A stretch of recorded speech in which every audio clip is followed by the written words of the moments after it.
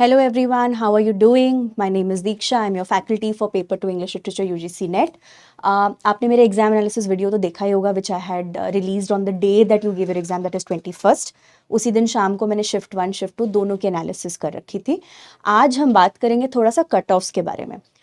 There's a lot of videos floating out there already regarding the predicted cutoffs. क्या होने वाला है, क्या नहीं होने वाला है. Of course, I can't give you the exact numbers right now because your scores are going to be in percentile first of all.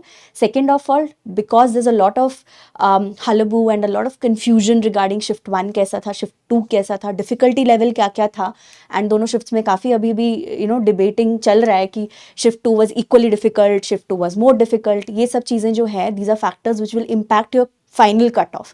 What I can do today is give you an educated guess of what the cutoffs can be according to the 3 categories that NTA has brought out, which was originally meant to be in June, July, but we have to again talk about the re-exam. Now, talking about the re-exam, shift 2 is controversial for these reasons, right? Shift 1 आपका ठीक था, question काफ़ी predicted questions थे, but chronology is something which people have raised their voices about कि chronology कहीं से भी आ रहा है, कैसे भी आ रहा है. They were always questions which has bothered a lot of aspirants, and chronology remember करने का dates especially is something, it's very difficult, right? Of course, but there are tricks and जो आप अप्लाई कर सकते हो अपने पढ़ाई में, सेल्फ स्टडी में. कुछ जगह पे ट्रिक्स हेल्प करती हैं, कई जगह पे you have to simply mug up and rote learn. It's a memory based test ultimately. It does not test your depth in terms of depth, or it just tests your concepts.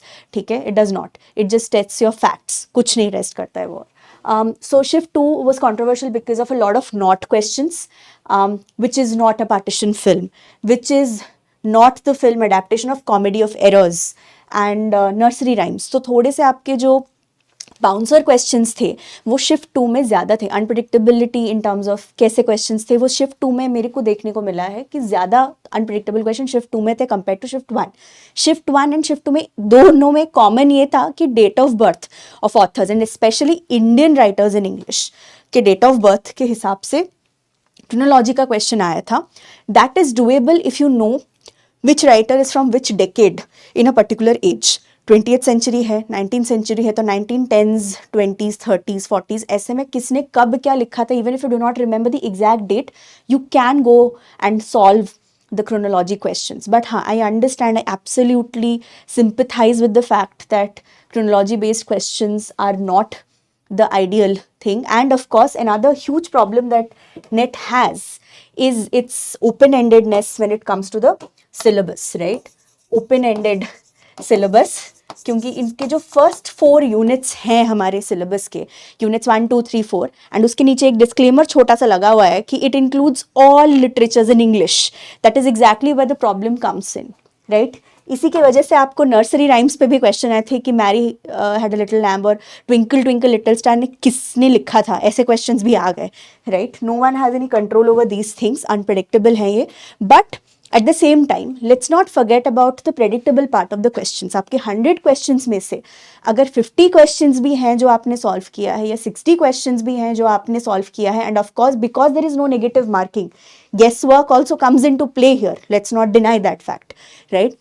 उसके बावजूद I don't think 50% से नीचे cut off जाएगा despite all these unpredictable questions, right? So let's talk about the cutoffs. Category 1, 2, 3 3 categories हैं इस बार हमारे पास.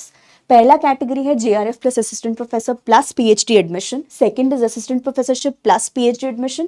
Third is PhD admission only, right? So इनके अलग अलग कट ऑफ जाएंगे. आपके जनरल कैटेगरी में यूजुअली जो कट ऑफ जाता है for pure NET not JRF, it's 55-60%, but आपका स्कोर परसेंटाइल में आएगा. ना परसेंटाइल और परसेंटेज में जो डिफरेंस है वो ये है कि परसेंटाइल जो स्कोर है, मान लीजिए someone has scored 200, let's say like 100 people have scored 200 marks, तो वो जो 200 marks है वो 100th percentile का स्कोर है, तो आपका परसेंटाइल 100 आएगा. that does not mean 100%, it's percentile. you are among the top most scorers of the country in terms of paper 2 English literature. अगर आपका स्कोर let's say 198 है तो आपका आ गया परसेंटाइल 99.8 या 99.9%. इसमें कितने लोग आते हैं? अगर आपका स्कोर आ गया मान लीजिए 195, then your percentile will go down, like further down, 99.5 percentile में आप लोग आएंगे उस हिसाब से, and 6% only qualify NET in all total, वो तो है। बट आपका इस बार वो परसेंटेज में पीएचडी एडमिशंस के लिए सिर्फ किसका स्कोर वैलिड होगा, क्या होगा, वो हमें नहीं पता है exact, but these are the predictions कि इतने परसेंटेज में आपका जेआरएफ और असिस्टेंट प्रोफेसर और पीएचडी तीनों हो जाएगा, इतने में परसेंटेज में आपका ये assistant professorship and PhD admission हो जाएगा, एंड 50-52 में आपका पीएचडी एडमिशन ओनली हो जाना चाहिए। And this score is just valid for a year. ये दोनों स्कोर्स जो है पीएचडी एडमिशन के लिए they are just valid for a year, but assistant professorship अगर आपको मिलता है तो that's valid for lifetime, all of you know that. ठीक है, आज के लिए इतना ही, थैंक यू।